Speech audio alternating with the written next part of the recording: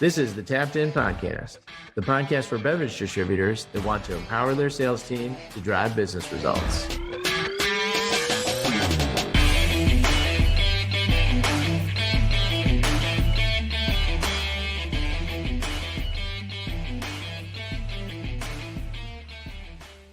Listen up and welcome back to another episode of the Tapped In Sales Podcast, your podcast for beer distributors by beer distributors. I'm your host, Bud, back with Data Mike and Moneyball Ross. Boys, we were at a long week. I was in the cold with you, Mikey, up in St. Louis. I'm glad I had that big parka that I bought, though, with the hood on it and everything. Bud looked like we were in Antarctica. I saw joined a couple of conference calls. It was, I didn't know if you could fit any more layers on you. That's right. I guess they warm. And I don't know if I've told you guys, I've told Mike about these, but I have these pants and I call them fuzzy pants. They have an inside lining to them and they're incredible. You wore them in California. It was like 60 degrees and you were wearing the lined pants. I did. It was perfect. Mikey, I forgot to show them to you, but they are. It was like summer for me, but for you, man, you were like Arctic. They are perfect. I love them. Toasty warm. That's awesome. Wait, you need one of those heated vests. Just throw your heater on, multiple battery packs, keep it on high all day. I did see a rep with one of the battery pack vests, and it's like, oh, I got to get me one of them. That is cool. Yeah, I just showed my age and broke down and bought one of those. It's nice. It's really nice. Speaking of vest, will be proof that I don't always wear that damn vest. I've realized the last 3 podcasts and every short that you put out has me in the same bleeping vest. I will make it a point not to wear that vest. There you go. Good. I still got the vest on, so I'm vested up for today. Mikey, we're celebrating your 1 year of not being dead, too. By the way, feels good to not be dead. This is about the time that Mikey knocked himself clean out cold and got a concussion. We're just a little past an official 1 year. What better way to celebrate that 1 year anniversary than going right back to the scene of the crime and doing it all over again? And when we booked that trip, I didn't think about it, but yeah, we were back at the exact same place on the exact same weekend, skiing the same hills. But I was put on a speed restriction, so that's a good thing. And the cold, it was so dang cold. I mean, the car dial on the way up was negative 33. I think when we were actually skiing, it was like negative 16. So you can only get a couple quick runs in for you to go take a break and defrost your goggles. The wife put him on a speed restriction. Jamie did, Ross. Yes. Yep. Got to keep them straight and narrow and, manage. And you're getting older, Mikey, right? We got to slow down and taper off from there. I'm surprised she didn't put a little sticker on the inside of my goggles that said, "You're 45. You're 45. You're 45. That's like Ricky Bobby. I do love Fig Newtons, but this sign is sure inconvenient. It's right across the windshield. Yeah. Oh, I love it. Well, our topic for today, boys, is that on a prior episode, if you want to go back and listen to this episode, I think it's episode 90 with Wes Verno. Great episode, but you asked a question on there, Mikey, that was, what makes a good rep? And we didn't have a good answer on the fly in that pod, or at least I don't remember that we answered. We didn't answer it full throated. We may have thrown a couple things out there. But that obviously triggered me to say, hey, well, what does make a good rep? And this would be a good topic to go back and talk about as a group. So, reps out there, good, bad, otherwise, but what does that mean? For the listeners out there thinking about this, we're going to try to go through and articulate what a good rep looks like. What do people say about the good rep? Is it a perspective from, hey, I get all my execution done, I hit my quota, my customers love me, I show up on time, I'm no drama. Like, there's all these different ways of what makes a good rep or a good teammate in a lot of different ways. And we might distill it down to just a couple lanes and find a couple things that we want to talk about. But for me, good reps, bad reps, what's the big difference here, right? What's the diff, Mike? So, kick us off and kind of get us going from your perspective. Yeah, way to piss off all the reps that listen to this that I'll see, right? I'm just kidding. They'll strive to be good reps, right? The reps that listen to this are the good reps. Probably. That's your answer, A. We turn. A, B, and C. Yeah, and C for sure. No, I'm glad we're finally talking about this. I think we've gotten to a point where we've totally watered down what a good rep means, and somewhere along the way we turned a good rep into just compliant, right? And there's a difference there between a good rep and just being compliant and doing everything you're told. And somewhere along the line, we've just figured a good rep is somebody who hits 100% of their objectives. They follow the playbook. They don't cause problems. They show up to meetings. But a rep that hits 100% of their objectives isn't automatically a good rep, right? They might be doing exactly what they're told. And there's a difference. Doing exactly what you're told is the baseline. It's not excellence. So when we really start to dig into that, I mean, we have to kind of step back and look at what does make a good rep. Do we want compliant Charlie? Check the box Charlie? Or check the box Charlie. Get her done Donnie. When you say get her done Donnie, what does that start to look like? Model that out for us and where your head is, get it done, where it happens. To me, and I'll kind of take a first crack at it. Maybe we can pitch it to Ross on this mindset too of, somebody who's going above and beyond. I like creative reps, people who are thinking outside the box, who are thinking for themselves, who are finding creative ways to take advantage of opportunities. So what does that look like? How do I model that? Instead of just doing and going in and going straight to the beer aisle, no have beer distributors on this, right? And going straight to the beer aisle and just staring at the beer aisle and looking what it is. Breaking left or breaking right. Going to the NA stuff first. Going to the wine and the spirit section first. The other categories that you sell that don't get a lot of TLC or a lot of love or a lot of focus, start there and work your way backwards. The reps that do that find an incredible opportunity to leverage that early in the call or early in the visit and find those sales opportunities, and then loop back around and mop up the core and really, drive home and hit your quota that way as well. So to me, it's the difference between meeting your quota and beating your quota, or meeting your plan and beating your plan. I think you got to reverse engineer how you're doing it. You got to start with the small and with the, +1 stuff and work your way back. But Ross, in your mind, you got anything from that piece of the puzzle too? Yeah, I was going to say that the great rep maximizes total number of surveys and minimizes actual sell time. Total number. Why? I got to take the other side of that. No. I think from obviously we're biased. We have a very quantitative product and way of measuring. So I think if you want to simplify it down, it's making sure that you have a quantitative and fair goal setting process, and allow the reps to then rank themselves in terms of performance against that, fair and balanced goal. So, that's a simplistic quantitative thought pattern around, what's a good rep. And I think it boils down from that perspective to, you got to make sure that your yardstick is appropriate and fair, and evenly distributed, or the process is evenly handled, so to speak. Mikey, when you're riding with a rep, have you ever had anybody ask you the question, like, what do your top performing reps do? Yeah, I have. Yeah. And I love getting that question, because a couple different types of reps. One that's just kind of there, hey, I know you're with me to kind of teach me some things. I'm all good, right? I get it. I understand the change. And then there's another rep that's like, show me everything I need to know and tell me everything you know to make me the best rep. Very curious. Right? Mm-hmm. Yeah, very curious. And those two types of personalities stand out differently. And you see it because, a good rep isn't there checking a box, getting the things done that they need to get done, right? That's a portion of it, but they're also analyzing the entire account, right? And they are looking for opportunities where other people are not looking for opportunities, like you were saying, outside of the beer section too. They're not waiting for a supplier to tell them what matters. They're not waiting for a manager to point out an opportunity, right? They don't wait for the report to say, hey, here's your gaps. This is what you need. They just see it. They automatically see it, right?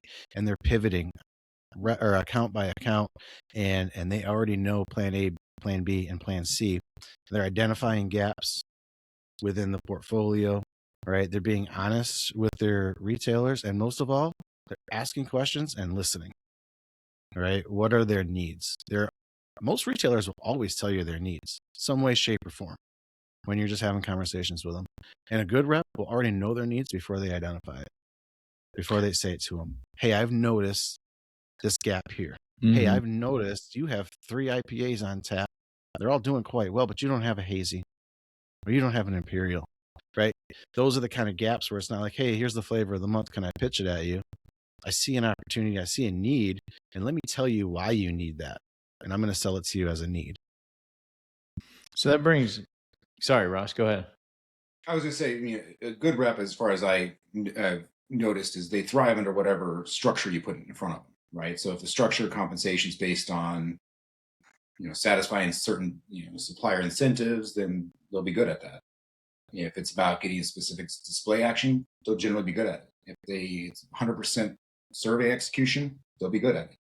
So I think that, not to brag here, but when we were on site, one of the reps that I rode along was in first place the first month out the gate.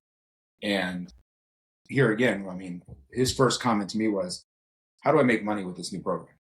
I'm like, perfect question. Yep. And lo and behold, he's in first place, right? Because he was probably a great rep under the old compensation structure, because it's, how do I maximize the incentive structure that you have in front of me to maximize my take home pay? So that brings us back to first principles, which is, what are we trying to incentivize? Because a good rep is going to execute well against whatever that is. That is why I tell people I'm the B team or the B squad as well, because I know that you guys do a really good job at some of the stuff in the field, and I'm still getting better at it little by little. I don't think any of my guys have been at number one right out of the gate. It takes a little longer. It had nothing to do with them, everything to do with me. Of course it did, yes. So there's a story that I've got, and you two will remember this, from a client in the Southeast, where they had a clear defined number one rep, right? And this rep would go out and execute. And to your point, Ross, they had a very execution mindset program before moving and working with us on the professional side of what we do with VXP. And the week that you all were on site, you noticed a couple things about this rep where they were executing to the level that was far and beyond anybody else.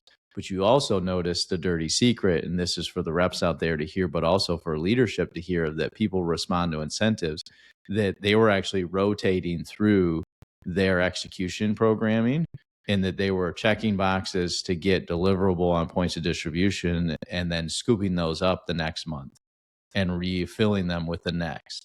So they had found a seam in the system to really kind of rotate and look like the top performing rep, but they weren't actually delivering results to the organization. Meanwhile, a rep in which this particular client thought they were going to fire said, hey, don't even go out with this rep. I think you, Mike, might went out with this rep. Don't worry about it. We're going to cut them loose. And you went out with the rep and was like, hey, this guy is just doing what he knows is right in the market. And he ended up and thrived under the new philosophy because he was creative. He was actively disengaged from doing the programmatic stuff because it was not in his mind, well, this was right or not wrong, in his mind, did not think it was good for his customers. So he was actively disengaged from executing the programmatic plan. And as soon as he kind of relinquished the controls and he was able to have some more creativity where this rep was connected to the creativity side, he was number one for like the first 5 or 6 months in a row. And that's a real good leadership question, Ross, to really kind of walk away from, is how are you engaging in your reps to do the best to maximize their capabilities with how you are connecting with them with the dollars or incentivizing them in some way. And the question that I get often asked is like, how do reps perform under one system or another? Is there one better or the next? And oftentimes the top performing reps of one wind up and become the top performing reps of the next. It's just how good are you at articulating what top performers do under one program to the next and how that looks. I mean, I think that's a great call out, and we talked about it before, but the characteristics you look for in a great rep, that entrepreneurial spirit, Mhm. that creativity, it's either A, they're applying their creativity in a way that's detrimental to the actual goals of the business, your first example, or they're just completely shut down, which is they know what the right thing to do is, and they're not being compensated to do it, and that's a miserable place to be. And you're not. I mean, what person wants to show up to a job where they know they're not doing the right thing for the retailer, um, for the customer, in customer, and quite frankly, the business. I mean, I can't tell you how many times we've run into that. I mean, you guys have been on site a hell of a lot more than I have, but the comment of, "Oh my gosh, I'm so glad we're actually paying for what's rational and right for the retailer and the customer," like 100%. I love to hear that. That's music to my ears. Yeah. It's fun when reps realize that, right? Like that is an indication of somebody who's thinking beyond just what's in front of their face or what's in front of their nose. And if you have people on staff like that, those are the folks that you want to leverage. So I like the entrepreneurship, the creativity. If we were to label another behavior, Mike, or another couple ones, because that's a real key here that I want people listening to walk away with. It's like, what are some key indicators or key behaviors as labels that good reps stand out over and over again?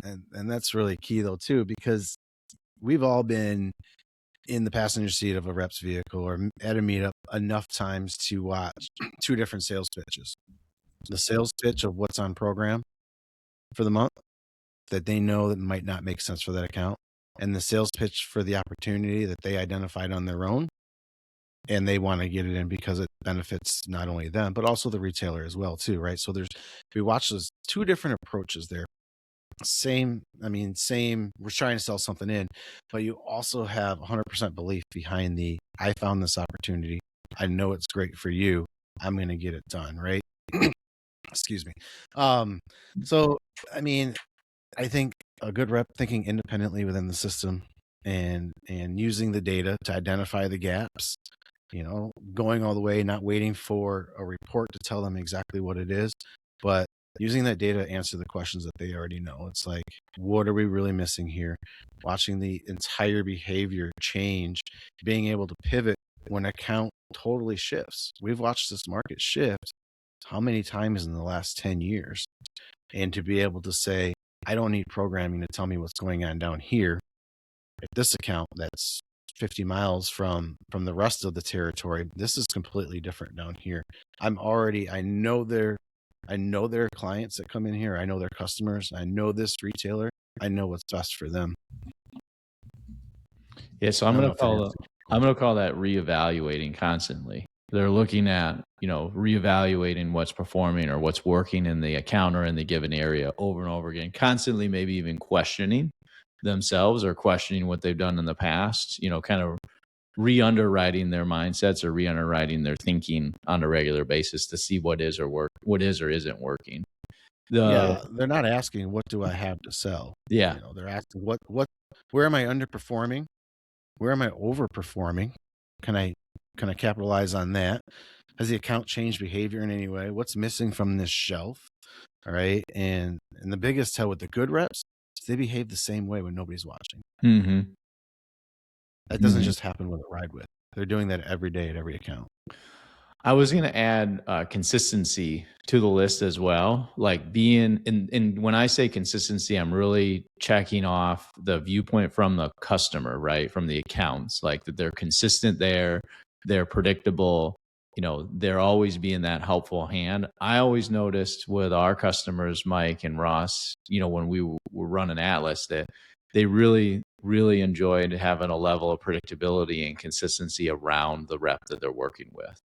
And the more consistent the rep was with the customer, the more ability that they were able to get things done. And if we put ourselves in like a customer's shoes, running a C-store or running an on-premise account, how many things in their life are not consistent, that are unpredictable, right? I mean, every single year on-premise establishments basically on benchmark turn over 100% of their staff.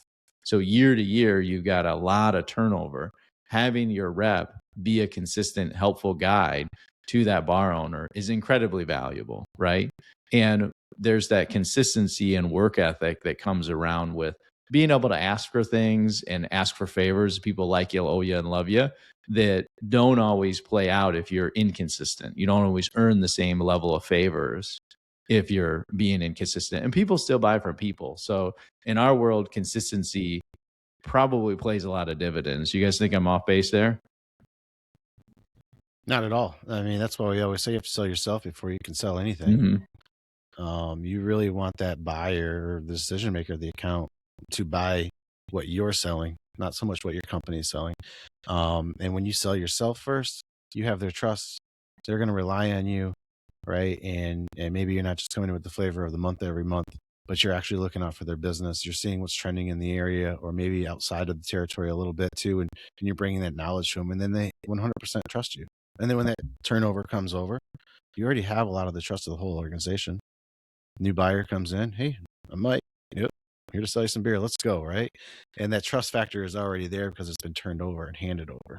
Yeah, you can't name, like, there's probably hundreds of examples of where that's happened in our experience, Mike, where that we have lost little to no ground from one buyer to the next, or one account manager or manager at an on-premises store from one to the next, just because they were an assistant before or were hanging around as a bartender. We're like, you've been here, you're predictable, I know that you're going to be reliable, and you continue to work with the status quo on a regular basis. I think our largest on-premise chain that we had, which was our largest on-premise account outside of the casino, right?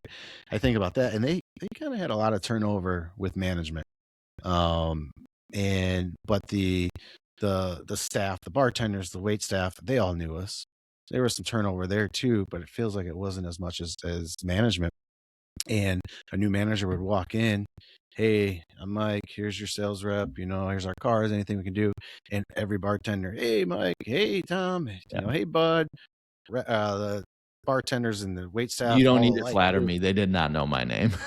Yeah, they did 100% because you came in and paid the bill.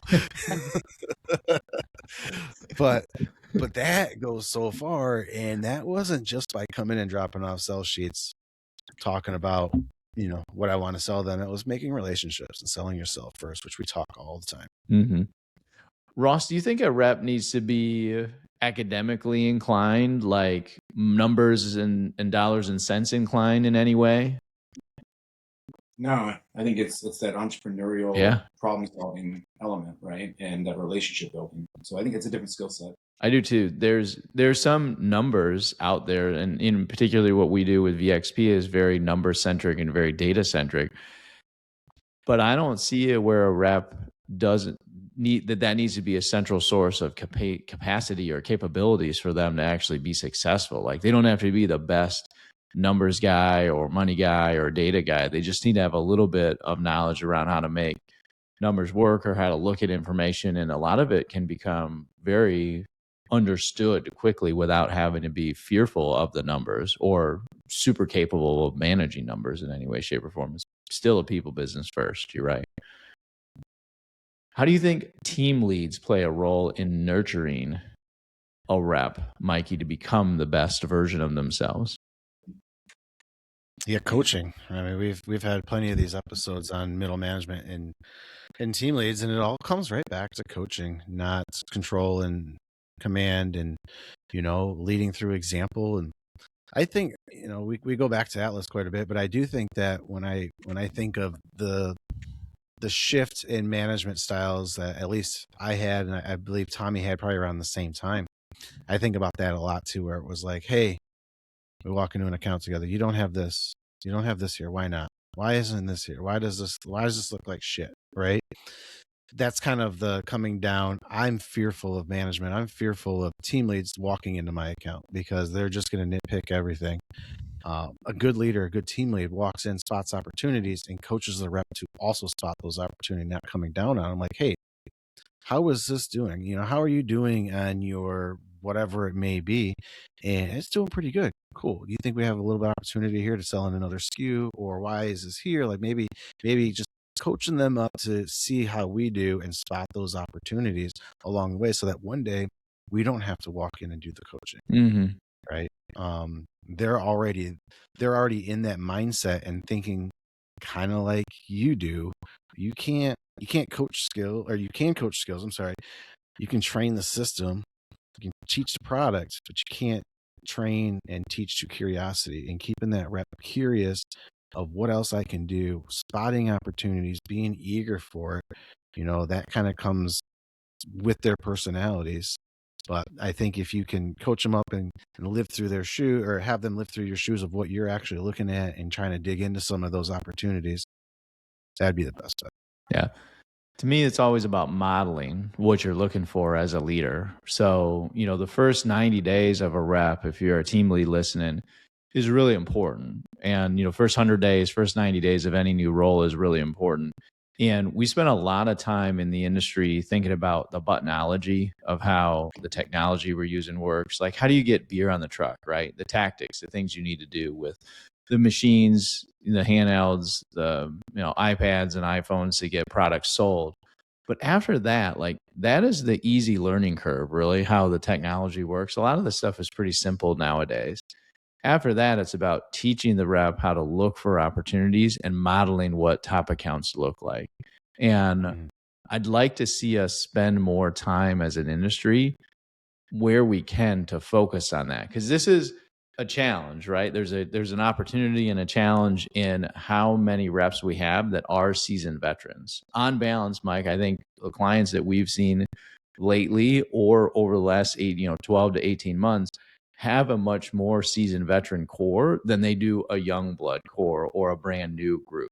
And that is a blessing. And where that challenge comes is as those people age and potentially retire out or move on to go do something different, I don't think you have to hire for that person all the time. I think you can do a lot of teaching and education, that if we get somebody with the mindset like what we talked about, that is entrepreneurial, that is creative, that is ready to reevaluate what they're thinking about on a regular basis and is consistent. If you have those kind of baseline things, you can teach them how to do this stuff. I don't think it's in rocket science, anything of what we do. And, Ross, you've running a beer distributor too.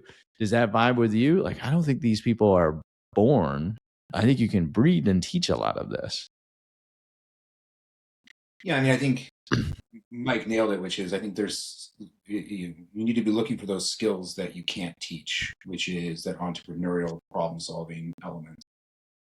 Beyond that, I mean, as a team leader, going back to the original question, like anything, you should be mentoring your way out of a job. In other words, you're training the next team lead, and that's what you should be thinking about, and that's what you should be working them towards, right? Giving them the bigger picture, building up the skill set that they can then pass it on to the next, because you're showing what it means to be a good leader, and you should be training the next round of leaders.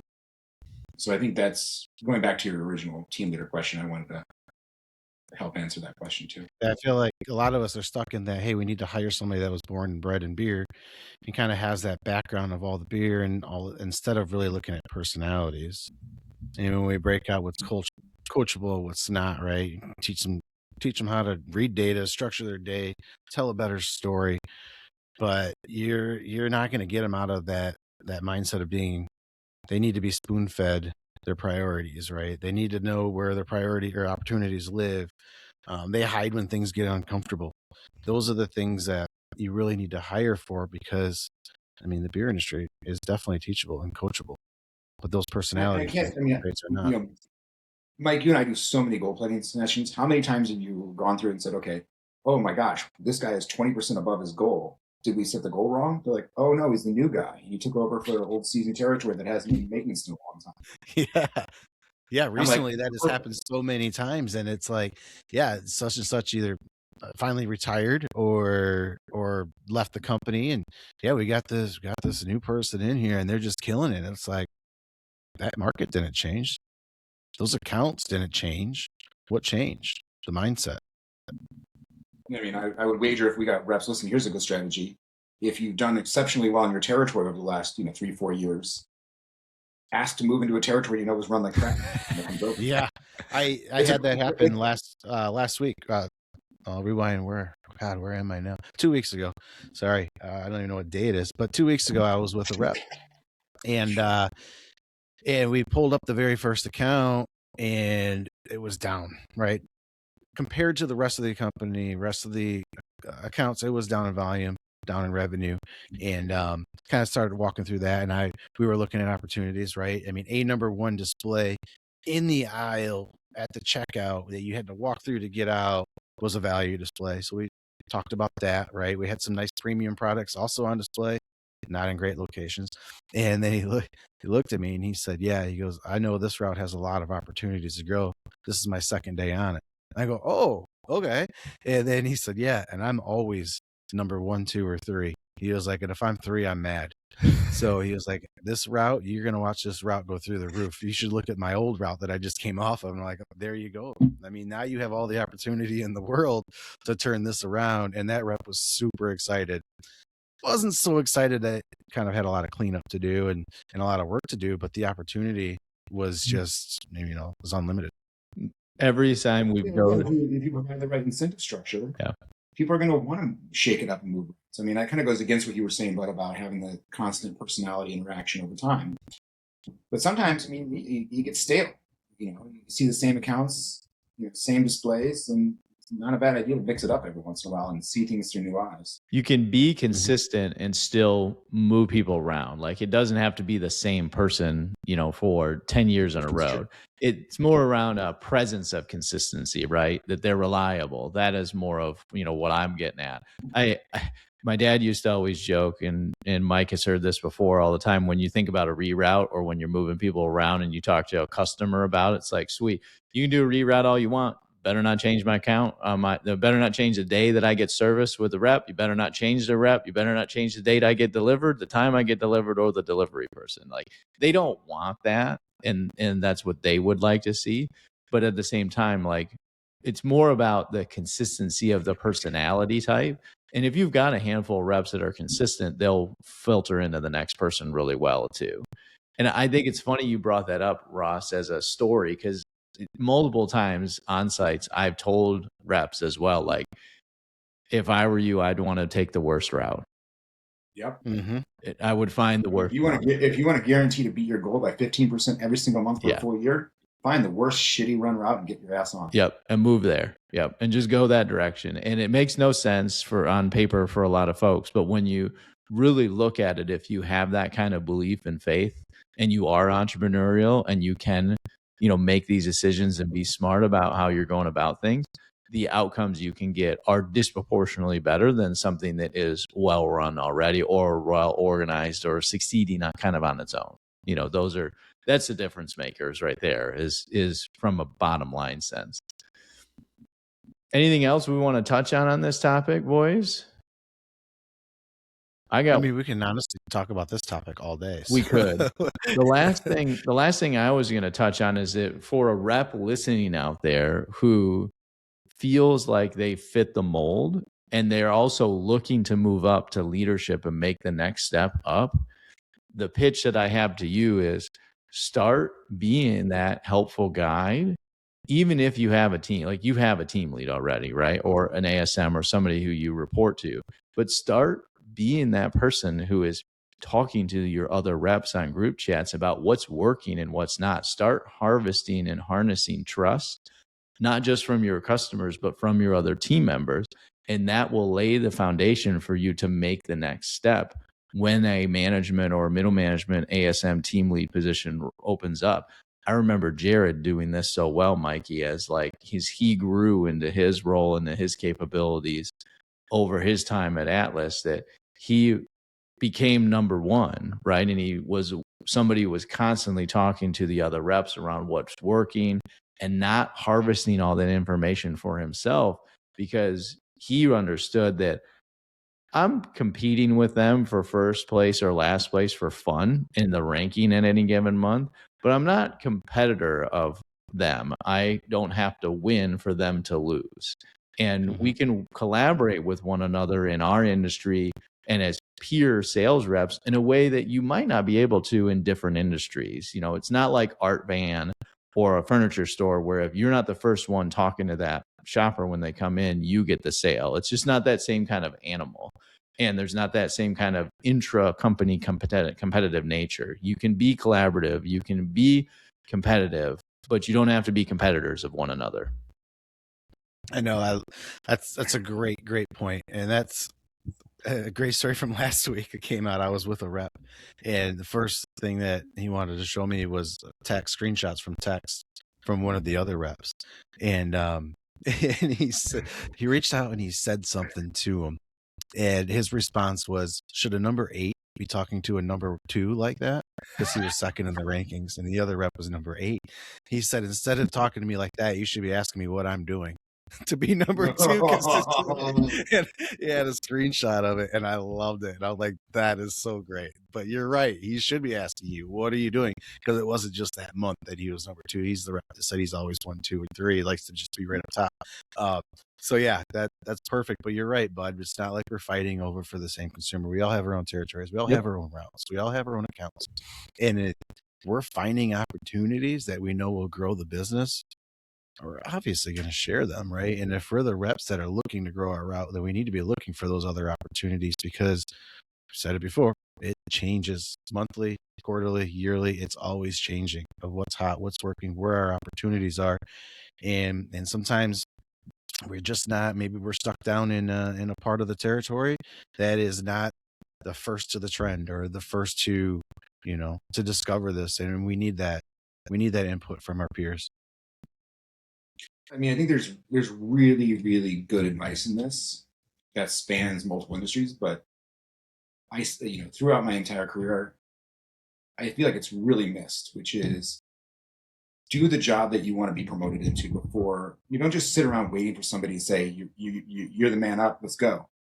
I mean, if you want to be in the office doing like the SEC type work, put your hand up and say, hey, I want to learn iDig, I want to learn Encompass. And work on it. Get a login, work on it at home, get yourself knowledgeable, because knowledge is power when it comes to the data side.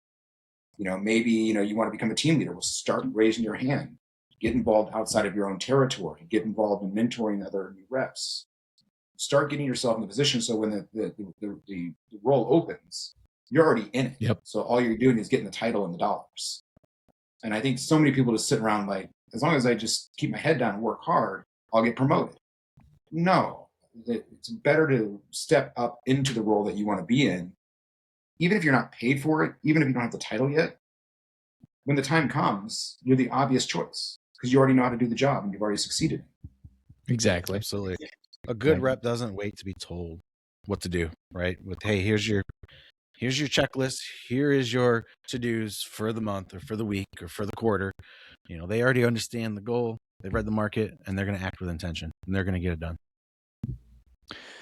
The other thing too, Mikey, that you talked about real quick, that if you are the Ocho on the ranking list and you want to get some ideas from numero uno, you could bless them with an anointing. Like the text is, hey, number ocho, contacting numero uno, looking for some help and support and ideas about how to become number 2. Yeah, for sure.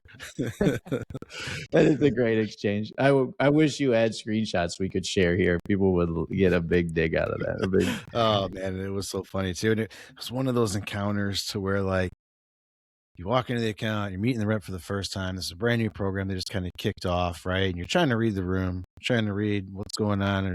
Are we good about this? Are we kind of hesitant? And I just didn't have a read yet.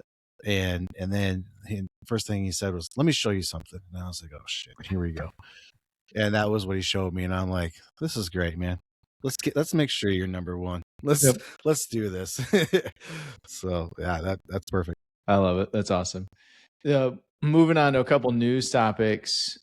As this comes out, this will come out after Super Bowl, but leading into Super Bowl, we got a lot of green shoots on the data side. Are you guys vibing on some green shoots on the data side from the month of January? Are people ahead of expectations, behind expectations, sentiment happy, sad?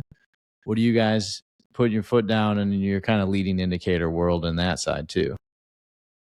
It's been the question of the day this week and last for sure. Everybody's asking, where am I compared? What's the industry doing?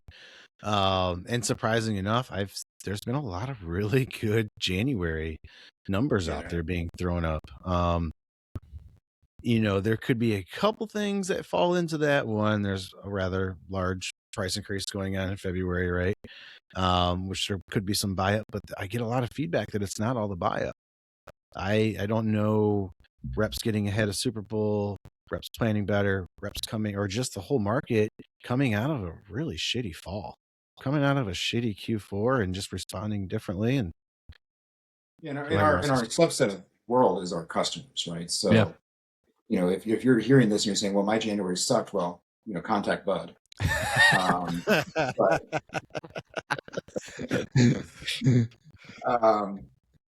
But no, I echo that, Mike. I mean, pretty much across the board, we had strong numbers for January. I would say that the GP per case was softer, and then also had to do with the buy-in to some degree, right? Products that were lower margin. But I heard the same thing, which is it wasn't much of a buy-in, and our reps are limiting it where they can because they obviously know that from a profitability perspective, you're much better off holding back as much as you can, which is a whole nother topic that's important. I mean, we could dive into, but yeah, the numbers have been good, especially on the top line volume side, which is a nice reprieve since versus what we've seen. So if you've got good margin growth on top of good volume, it just amplifies. Yeah. I didn't see too many people get negatively impacted from the winter storm either. I felt like that was more pulling sales forward rather than really like negatively impacting the outcomes of their routes or of their quotas. Just kind of maybe shifted around when, you know, product was delivered or when product was picked up at the stores or purchased, rather than like a whole problem of suppressing sales. I mean, the quote is we did well despite it. Yeah. Yeah. That's a good quote. Yep. Yeah, I mean, the parts of the country that storm hit too, they're not prepared to say, all right, well, hey, there's 4 inches of snow. Let's head to the grocery store and continue buying as we normally do. A lot of those sales really do get lost because you're not going out to dinner. You're not going out to the restaurant. You didn't have the beer at home to drink that night. So a lot of those sales typically are just completely washed away. Yep. Yeah, what you're saying is if you miss your beer one night, you don't double up the next? I mean, some do. Well, by the time this comes out, Super Bowl would have been played. A winner would have been anointed, the next Super Bowl winner. But to put on your guys' radar for the big game, as we're watching, you got advertisers in beer and beverage. You're gonna have Michelob Ultra, Budweiser, and Bud Light are all gonna have commercials. You're gonna have Sazerac is gonna do something with Fireball. Svedka Vodka is gonna be out there. We've got Pepsi is going to focus on Pepsi Zero. Ross, are you drinking a Poppy? It looks like you're drinking a Poppy. So Poppy is actually going to have a Super Bowl commercial as well. And those are the people that I know about. Garage Beer is going to do something regional as well. So those are a couple people that I know about as reported in the trade press that are going to have commercials, and even some of the AB stuff is actually out there where you've actually been able to watch it too. So maybe we can revisit on that next week and talk some more about what hit, what didn't, what was nice, what was fun, what was stupid. Mike and I did that last year, so that was kind of fun as well too. And then I will say that I don't know if you guys watch Landman, but the damn thing is a rolling commercial for Budweiser. For Michelob Ultra. Yeah. Is he on Bud now? I haven't watched this season. I stopped. The new season, they're bringing Bud back in. Okay. Are they? Yeah, because last season was all Ultra. Yeah, well, they made fun of Bud Light in it. They made fun of Bud Light. They made fun of Ultra too, as it was, not he calls it water. Yeah, because he was an alcoholic. Yeah. He's like, they're like, well, what are you doing drinking? He's like, water. So not drinking. It's good for alcoholics. I don't know if that's a good tagline for AB. Maybe they'll put that in the Super Bowl. So it's funny you bring that up, Ross, because this is Bud's like wild opinion. Because I watched the Taylor Sheridan show that was, what's the one, Yellowstone before this, right? The big one before this. And if we remember, actually, Bud, I think it was Bud or Budweiser or Bud Light was like a big involved in that on year one. And then they pivoted and AB either dropped the sponsorship or fell in love with Taylor Sheridan or something. And they moved to Coors Banquet, which that was then incredibly fruitful for Coors Banquet and all the success that they've had. So my outsider read is that AB came back hat in hand to Landman, and Taylor Sheridan was like, I'll do it, but you're going to get negged in it. I'm gonna have it, and you'll be showcased. But I'm gonna have some fun, and I'm gonna poke some fun at you guys for turning your back on me way back when. That just buds long-term read, because no normal advertiser would be anything near okay with tolerating the way he made fun of Bud Light and then picked on Ultra as water. But I think they were like, you know what? Let's have some fun with it, and we can put our big boy pants on and deal with this in a way that another brand probably wouldn't tolerate that. So kudos to AB. There's a difference between product placement and like the way they do it. I mean, like he literally has an Ultra in his hand the entire show. It's incredible. Yep. A cigarette and an Ultra. Alcoholic, right? It's incredible. Self-admittedly an alcoholic. I love whatever they spent. I have no idea what they spent on that, but it's worth it. It is 100% worth it. I loved it. I thought it was great. And last fun thing for today's episode too, did you guys see in the news that the mayor of Tequila, Mexico, which yes, tequila, is actually been arrested for shaking down tequila producers and beer companies for protection in Mexico? What? I thought this was awesome. The mayor, now, of course, he is saying that none of this is true and that this isn't happening, but this is too good of a story as well to get picked up. It was in the Wall Street Journal today. It's where I saw it.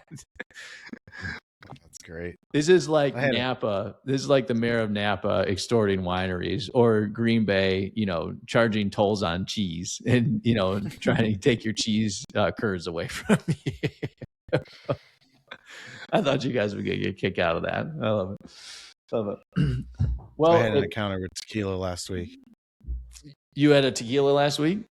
Oh, I had an encounter with tequila, and I do not like tequila. You don't like tequila? Tequila's the best. I am that story that everybody tells. Hey, there was this one time. Well, there was a one time for me, and ever since then, I can't handle or smell tequila at all. I just do not care for it. And I was riding with a rep. I was with a rep, and I was with the liquor manager last month, and we walked into a really nice packaged liquor store. Cool sampling area and all this stuff, and we're selling in, we're walking around, and the owner comes out at the back with like a leather briefcase and sets it on the table. And I was like, oh shit, what are we doing here?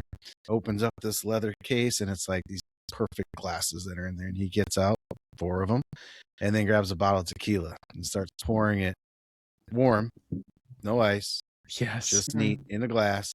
And he goes to pour mine, and I said, wait a minute, I gotta tell you, I'm freaking terrified right now. So please take it easy on me. I don't know what to expect. And he looked at me, he's like, don't tell me there was that one time with tequila. And I go, there was that one time with tequila, but he poured it. And long story short, it was great. I loved it. I took a picture of the bottle. I'm like, I can drink this. Probably because it was good tequila and it wasn't like 1800 with a worm in the bottom of it. Yes. Yes. Sarah and I were. There's a whole world of high-end tequila. I mean, I can't really get behind it. I just need to be good enough to put in my margarita that I don't feel like I'm drinking shit. Yeah. But there's a whole world there. Sarah and I were recapping our favorite dinners. I don't know how we got on this topic, but I was just like favorite dinners from 2025, and I was like, the tequila night we had in Cabo was the best. Like 7 margaritas. It was awesome. Good tequila. Did you say 7 margaritas? Oh, dude. Our alcohol bill was more than the food. We got crushed, Ross. Perfect. What's that? I just had the image come to mind. He's like, I had 1 beer. I had 2 beers. Steve Austin. I had 3 beers. Stone Cold Steve Austin. And another beer. And another beer. Except with some margaritas. And then a whiskey. More beer. Yep. That was the whole thing. Nobody knows what that is. That's fantastic. That was his whole thing. You got to pull it out. You got to do it. I can do that. I love it. Well, good episode today, boys. I love you guys. If you like what we're doing, continue to like, listen, and subscribe, share with a friend. If you have any questions you want to send our way, this was one that kind of came from a listener question. Well, you can hit us up at info@vxptech.com. That's info@vxptech.com. We will continue to be back to do this again next week. And you boys rock. Cheers.